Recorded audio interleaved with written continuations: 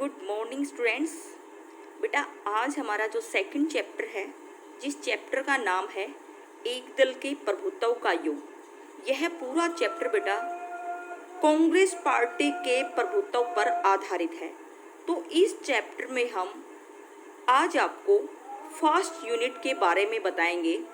जो first unit है उसका नाम है बेटा पॉलिटिकल पार्टी की डेफिनेशन और पॉलिटिकल पार्टी का मीनिंग। यानी कि कांग्रेस पार्टी के प्रभुत्व को जानने से पहले हमें यह पता होना चाहिए कि राजनीतिक दल की जो परिभाषा है वो क्या होती है और राजनीतिक दलों का अर्थ क्या है, किस तरह से राजनीतिक दलों को मान्यता मिलती है, किस प्रकार ये काम करते हैं। तो हम इन सब के बारे में आपको अपने शब्दों में बताएंगे। तो यहाँ हमारी जो फर्स्ट यूनिट है बेटा वो है राजनीतिक दलों की परिभाषा और अर्थ। देखो बेटा, जो राजनीतिक दल की डेफिनेशन है वो अलग अलग विद्वानों ने अलग अलग प्रकार से दी है, लेकिन उन सब की सेंस एक ही निकलती है, यानी कि जो उसका अर्थ है वो एक ही निकलता है। तो साधारण भाषा में अगर हम बात करें कि राजनीतिक दल से आप क्या समझते हैं, तो राजनीतिक दल बेटा ऐसे लोगों का एक संगठित समूह होता है जिनकी विचारधारा आपस में मेल खाती है और जिनका उद्देश्य प्रत्येक व्यक्ति का सामाजिक, राजनीतिक, आर्थिक विकास करके देश को राष्ट्रहित के लिए आगे बढ़ाना है। तो यहाँ पर हम अलग अलग विद्वानों की परिभाषा अपने शब्दों में व्यक्त करेंगे। तो सबसे जो अच्छी परिभाषा दी है बेटा और जो सबसे सिंपल परिभाषा है वो वर्क के शब्दों में है। वर्क जो सेकंड नंबर पे लेखक का नाम दिया गया है, उसने राजनीतिक दल की परिभाषा क्या बताई है कि राजनीतिक दल ऐसे लोगों का एक समूह है जो किन्हीं सिद्धांतों पर एकमत हो और अपने सामूहिक प्रयत्नों द्वारा राष्ट्रहित को आगे बढ़ाने की एकता में बंधे हों। यानी वर्क जो विद्वान है उन्होंने राजनीतिक दल ऐसे दल को बताया है जिस दल में जो लोग शामिल हैं उनकी विचारधारा एक जैसी होती है और उनकी विचारधारा के साथ साथ उनके जो सिद्धांत हैं वो भी एक मत पर आधारित होते हैं और सामूहिक प्रयत्नों द्वारा ये राष्ट्रहित को आगे बढ़ाने के लिए एकता में विश्वास रखते हैं। इसी तरह बेटा अगर हम दूसरे विद्वान, जो राजनीति का दूसरा विद्वान है जिसको गिलक्राइस्ट के नाम से जाना जाता है, उन्होंने भी राजनीतिक दल पर अपने शब्दों में अपनी परिभाषा दी है। गिलक्राइस्ट के अनुसार राजनीतिक दल उन नागरिकों का एक ऐसा संगठित समूह है जिनके विचार एक से होते हैं और जो एक राजनीतिक इकाई के रूप में काम करके सरकार पर कंट्रोल करने की कोशिश करते हैं। यानी बेटा विद्वानों के नाम अलग अलग हो सकते हैं, लेकिन जो डेफिनेशन है वो डेफिनेशन सभी की मैच करती है। इसलिए अगर आपको किसी एक विद्वान का नाम स्पष्ट याद नहीं होता है या आपके ध्यान में नहीं रहता है तो आप किसी एक को अच्छी तरह से याद कर लीजिए, क्योंकि जो डेफिनेशन आप उनके शब्दों में देंगे वही डेफिनेशन दूसरे विद्वानों के अनुसार है। यानी कि निष्कर्ष के रूप में या फिर उपयुक्त परिभाषाओं के आधार पर कहा जा सकता है कि राजनीतिक दल ऐसे लोगों का एक संगठित समूह है जिनके विचार एक से होते हैं और जो राजनीतिक इकाई के रूप में काम करके राष्ट्रहित को बेटा आगे बढ़ाने के उद्देश्य में बनकर सरकार पर नियंत्रण स्थापित करने की कोशिश करते हैं। इसी तरह बेटा अगर हम तीसरे विद्वान के बारे में बात करें, यानी कि वर्क के शब्दों में हम बता चुके हैं, गिलक्राइस्ट के शब्दों में हम बता चुके हैं। इसी तरह ईवी सुल्ज का कहना है कि एक राजनीतिक दल की परिभाषा एक संगठित टिकाऊ समुदाय के रूप में की जा सकती है जो व्यक्तियों अथवा व्यक्तियों के विशेष वर्गों के द्वारा गठित किया गया हो और जो अपनी मनपसंद नीतियों को लागू कराने के लिए सरकार के पदों पर अपने सदस्यों को बैठाने का प्रयास करता है। यानी बेटा राजनीतिक दल की डेफिनेशन आप अपने शब्दों में लिखिए कि राजनीतिक दल ऐसे लोगों का समूह है जिनकी विचारधारा एक जैसी होती है और जो जिनके उद्देश्य होते हैं वो उद्देश्य प्रत्येक व्यक्ति का सामाजिक, राजनीतिक, आर्थिक विकास करना है और देश को एकता के सूत्र में बांधकर राष्ट्रहित को सर्वोपरि रखना है। ये है हमारी बेटा राजनीतिक दल की डेफिनेशन या राजनीतिक दल का अर्थ। अब बात आती है बेटा डेफिनेशन और मीनिंग के बाद कि राजनीतिक दलों के आवश्यक तत्व कौन कौन से हैं। किसी भी पॉलिटिकल पार्टी को बनाने के लिए क्या उसमें एलिमेंट होने आवश्यक हैं। तो बेटा जो पॉलिटिकल पार्टी के लिए आवश्यक तत्व हैं तो उन तत्वों में सबसे पहला जो कारक है या तथ्य है या एलिमेंट है वो क्या है कि मौलिक सिद्धांतों पर एकता, एग्रीमेंट ऑन फंडामेंटल। एक राजनीतिक दल समान राजनीतिक विचारों और सिद्धांतों को लेकर गठित होता है। दल के सभी सदस्य इन सिद्धांतों को एकमत होकर स्वीकार करते हैं। यह इसलिए जरूरी है कि इनके अभाव में उनमें एकता की भावना उत्पन्न नहीं की जा सकती। अगर दल के सदस्यों में इन सिद्धांतों के बारे में मतभेद हो तो वो आपसी बातचीत द्वारा उन्हें दूर कर लेते हैं। यानी कि राजनीतिक दल बनाने का जो पहला तत्व है वो है बेटा मौलिक सिद्धांतों पर एकता। यानी जिस उद्देश्य को लेकर, जिस मौलिक सिद्धांतों को लेकर राजनीतिक दल बनाया जाता है उस दल में सभी लोगों के मौलिक सिद्धांतों में क्या होनी चाहिए, एकता होनी चाहिए। उनके सिद्धांतों पर विरोधी रूप नहीं होना चाहिए, विरोधी विचार विमर्श नहीं होना चाहिए। अगर उसमें विरोधी उत्पन्न हो जाएंगे तो उसमें एकता का अभाव हो जाएगा और वो राजनीतिक दल क्या होगा, खत्म हो जाएगा। तो किसी भी राजनीतिक दल को लंबे समय तक बनाए रखने के लिए सबसे पहला जो आवश्यक तत्व है वो है मौलिक सिद्धांतों पर एकता बनाए रखना। जब तक किसी भी पॉलिटिकल पार्टी की मौलिक सिद्धांतों पर एकता बनी रहेगी तब तक वह राजनीतिक दल काफ़ी लंबे समय तक टिकाऊ और मजबूत बना रहेगा। दूसरा जो आवश्यक तत्व है बेटा वो है निश्चित कार्यक्रम, फिक्स प्रोग्राम। देखो बेटा राजनीतिक दलों का सामाजिक, आर्थिक और राजनीतिक समस्याओं से संबंधित निश्चित कार्यक्रम होना चाहिए और इस कार्यक्रम को लागू करने के लिए दल के सदस्यों को वचनबद्ध होना चाहिए।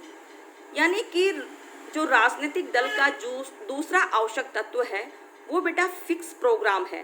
प्रत्येक पॉलिटिकल पार्टी के अपने सोशल या फिर इकोनॉमिक या फिर पॉलिटिकल जो समस्याएं हैं उनको सुलझाने के लिए उनके पास एक फिक्स क्राइटेरिया होना चाहिए, फिक्स प्रोग्राम होना चाहिए जिनको लागू करके वो आगे बढ़ सकते हैं और इन समस्याओं को दूर करके ही उनका निश्चित कार्यक्रम तैयार किया जा सकता है। यानी कि राजनीतिक दल के लिए जो दूसरा आवश्यक तत्व है वो है निश्चित कार्यक्रम। निश्चित कार्यक्रम के बिना भी कोई भी राजनीतिक दल ना मजबूत बन सकता है और ना लंबे समय के लिए चल सकता है। तो हमें इन चीज़ों को रटने की आवश्यकता नहीं है, सिर्फ समझने की आवश्यकता है कि राजनीतिक जो दल है वो किस तत्व पर डिपेंड होते हैं। तीसरा जो दल है बेटा वो है संगठन। किसी भी सार्वजनिक संस्था के लिए उसका संगठन ढांचा जरूरी होता है। यानी बिना संगठन के वो मजबूत नहीं बन सकता। यह जो फैक्ट है ये राजनीतिक दलों पर भी लागू होता है। यानी कि पॉलिटिकल पार्टी में भी संगठन होने चाहिए। विदाउट संगठन के कोई भी राजनीतिक दल प्रभावशाली नहीं हो सकता। उसका प्रभाव कब बनेगा, जब उसका अपना एक संगठन होगा और न ही वह लंबे समय तक कायम रह सकता है बिना संगठन के। इसके विपरीत प्रभावी संगठन होने पर राजनीतिक दल की जो साख है वो जनता में मजबूत बन जाती है। उसके सभी सदस्य अनुशासन में रहते हैं। संगठन ढांचे को मजबूत करने के लिए हर राजनीतिक दल का अपना संविधान होता है, उसके कुछ नियम होते हैं। इससे राजनीतिक दल अपना कार्य ठीक ढंग से चलाने में सुविधा होती है और जनता का समर्थन प्राप्त करने की उम्मीद बढ़ जाती है। यानी कि तीसरा जो राजनीतिक दल का बेटा आवश्यक तत्व है वो क्या है, संगठन। संगठन के बिना कोई भी राजनीतिक दल न लंबा चल सकता है न मजबूत बन सकता है। जो संगठन में सिद्धांत दिए गए हैं प्रत्येक व्यक्ति को उनको सिद्धांतों पर चलना चाहिए, अनुशासन का पालन करना चाहिए और अपनी जो नीतियां लागू की हैं उन नीतियों को आगे बढ़ाना चाहिए। यह तीसरा आवश्यक तत्व है राजनीतिक दल के लिए। जो फोर्थ नंबर पर तत्व है बेटा वो है संवैधानिक साधनों में विश्वास। राजनीतिक दलों के लिए सत्ता पर अधिकार करना सबसे महत्वपूर्ण काम समझा जाता है। यानी कि प्रत्येक राजनीतिक दल का उद्देश्य क्या होता है बेटा? सत्ता हासिल करना, और यही उसका इम्पोर्टेंट वर्क है, और इसी के लिए वो दिन रात मेहनत करता है, अच्छी नीतियाँ बनाता है, आगे बढ़ता है। इसे वे जनता का समर्थन पाकर ही प्राप्त कर सकते हैं। इस उद्देश्य को पूरा करने के लिए शांतिपूर्ण और संवैधानिक उपायों का सहारा लेते हैं और मतदान में बहुमत पाकर सरकार बनाते हैं। अगर उन्हें चुनाव में बहुमत का समर्थन प्राप्त न हो तो विरोधी दल की भूमिका अदा करते हैं। यानी कि प्रत्येक राजनीतिक दल को संवैधानिक साधनों में विश्वास करना चाहिए, अहिंसा से दूर होना चाहिए। संवैधानिक साधन अपनाकर ही वो सत्ता हासिल कर सकते हैं या फिर विरोधी रूप में उभर सकते हैं। अगला जो तत्व है बेटा वो क्या है? राष्ट्रीय हित को बढ़ावा। राजनीतिक दलों का गठन देश की सेवा करने के लिए होता है। यानी प्रत्येक राजनीतिक दल बनाने का उद्देश्य क्या है बेटा? कि समाज के प्रत्येक वर्ग का विकास करना, चाहे वो ऊंची जाति के लोग हैं, नीची जाति के लोग हैं, या किसी भी धर्म के, या किसी भी भाषा या किसी भी समुदाय से संबंधित हैं। प्रत्येक राजनीतिक दल का जो उद्देश्य होता है वो राष्ट्रीय हित को बढ़ावा देना होता है। अतः राष्ट्रीय हित को बढ़ावा देना ही इसका प्रमुख क्या है? कर्तव्य है। अगर कोई राजनीतिक दल राष्ट्रीय हित के स्थान पर किसी विशेष धर्म, जाति, वर्ग या गुट परिवार के स्थानों को पूरा करता है तो वह सच्चा राजनीतिक दल नहीं माना जा सकता। यानी कि बेटा राजनीतिक दलों के लिए जो मेन आवश्यक तत्व हैं वो मुख्य 5 प्रकार के हैं। पहला है मौलिक सिद्धांतों पर एकता, इसको बनाए रखना। निश्चित कार्यक्रम को लागू करना, प्रत्येक राजनीतिक दल के लिए फिक्स प्रोग्राम होने चाहिए। इसी तरह एक संगठन का रूप होना चाहिए। संगठन के बिना राजनीतिक दल अधूरे हैं, कुछ दिन में वो ऑटोमेटिक समाप्त हो जाएंगे बिना संगठन के। और संवैधानिक मामलों में विश्वास होना चाहिए। जब तक राजनीतिक दल संवैधानिक मामलों में विश्वास करके आगे बढ़ेगा उसको सफलता प्राप्त होगी। अगर वो गैर कानूनी तरीकों को अपनाता है तो धीरे धीरे वो राजनीतिक दल खत्म हो जाएगा। और जो मेन उसका तत्व है वो राष्ट्रीय हित को बढ़ावा देना है। कोई भी राजनीतिक दल है, कोई भी पॉलिटिकल पार्टी है, उसका जो मेन आगे बढ़ने का तत्व है या कारक है वो राष्ट्रीय हित को बढ़ावा देना है। जब तक कोई भी राष्ट्रीय दल राष्ट्रीय हित को मान्यता नहीं देगा वो आगे नहीं बढ़ सकता। तो ये बेटा वो 5 कारक हैं, ये 5 तत्व हैं जिनके आधार पर राष्ट्रीय दलों को निर्माण होता है, और ये राजनीतिक दलों के आवश्यक तत्व भी कहे जा सकते हैं। राजनीतिक दलों के अर्थ और उसकी परिभाषा के बाद बेटा हमने आपको बताए कि राजनीतिक दलों के लिए आवश्यक तत्व कौन से हैं। अब हम आगे बढ़ते हैं और अब बात करेंगे हम कैरेक्टरिस्टिक्स ऑफ पॉलिटिकल पार्टीज, राजनीतिक दलों की विशेषताएं। यानी कि इसकी जो मेन विशेषताएं, किसी भी पॉलिटिकल पार्टी की क्या क्या विशेषताएं होनी चाहिए उनके बारे में हम आपको बताते हैं। जो सबसे पहली विशेषता है बेटा वो ये है कि एक राजनीतिक दल के सभी सदस्य दल की नीतियां और सिद्धांतों पर एकमत होकर संगठित हो। सबसे पहली जो विशेषता बताई गई है बेटा कि कोई भी पॉलिटिकल पार्टी बनती है तो उसमें जितने भी सदस्य शामिल होते हैं उनकी नीतियां और उनके जो सिद्धांत हैं वो एकमत हो, उनके विचारों में विरोधाभास न हो और वो संगठित हो। अगर विरोधाभास उत्पन्न हो जाएगा तो वो समाप्त हो जाएगा। तो सबसे पहले इसकी विशेषता क्या है? यह किस पर आधारित हो? नीतियों और सिद्धांतों पर एकमत हो। इस दल में जुड़े हुए लोगों के विचार, नीतियां, सिद्धांत पर सभी की राय क्या हो? एक जैसी हो। यह इसकी पहली विशेषता है बेटा। अब बात आती है राजनीतिक दल की दूसरी विशेषता कि उसका संगठन लंबी अवधि के लिए हो। जब भी कोई राजनीतिक दल बनाया जाता है तो उसका संगठन कैसा होना चाहिए? लंबे समय के लिए। लंबे समय के लिए होगा तो मजबूत और टिकाऊ होगा। अगर वो लंबे समय तक नहीं चल सकता तो वो क्या ऑटोमेटिक समाप्त हो जाएगा। तो राजनीतिक दल की जो इम्पोर्टेंट या विशेषता है वो है यह लंबे समय के लिए उपलब्ध हो। तीसरी विशेषता क्या बताई गई है? उसमें अनुशासन की भावना हो और उसका वे पालन करते हो। प्रत्येक पॉलिटिकल पार्टी की विशेषता है कि प्रत्येक पॉलिटिकल पार्टी में अनुशासन की भावना हो और प्रत्येक व्यक्ति उस अनुशासन की भावना का पालन करे, उसके अकॉर्डिंग चले और उसके नियमों को आगे बढ़ने के लिए प्रेरित करे। इसी तरह जो अगली विशेषता बताई गई है बेटा वो क्या है कि अपने उद्देश्यों को प्राप्त करने के लिए वो शांतिपूर्ण और संवैधानिक साधन अपनाते हैं।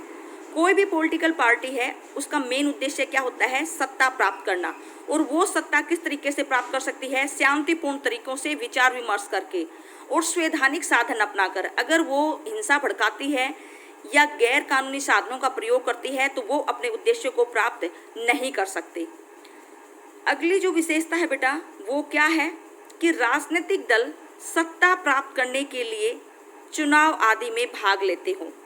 प्रत्येक पॉलिटिकल पार्टी की विशेषता होती है कि वो सत्ता प्राप्त करने के लिए चुनाव में भाग ले, उनके उम्मीदवार इलेक्शन में खड़े हों, चाहे उनको जीत प्राप्त हो या हार प्राप्त हो, वो जीत हार कर अपने मन से निकाल कर चुनाव में आगे बढ़ें, तभी उनको